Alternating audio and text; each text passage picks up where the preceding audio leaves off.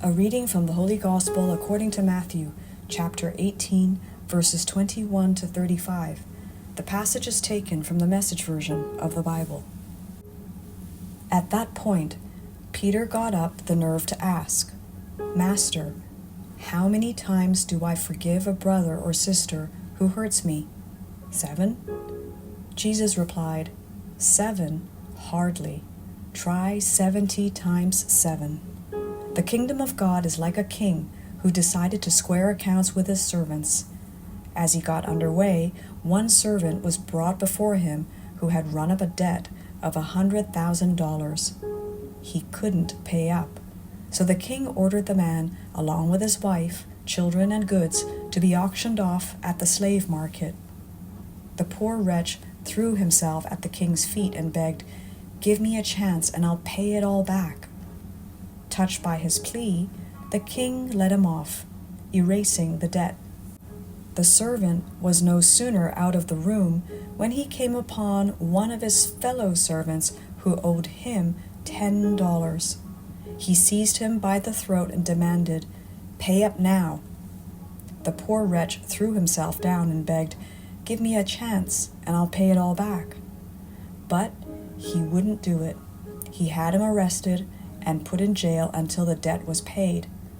When the other servants saw this going on, they were outraged and brought a detailed report to the king.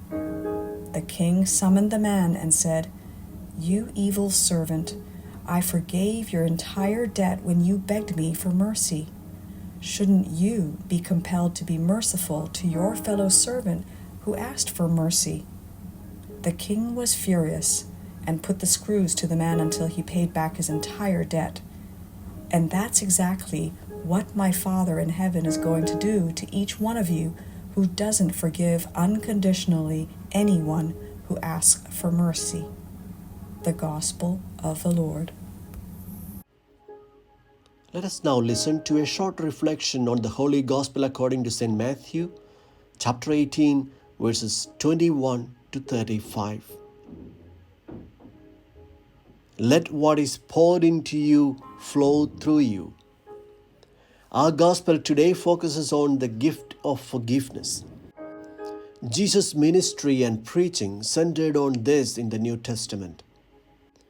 When someone offends us, we tend to become passionate advocates of fairness and morality.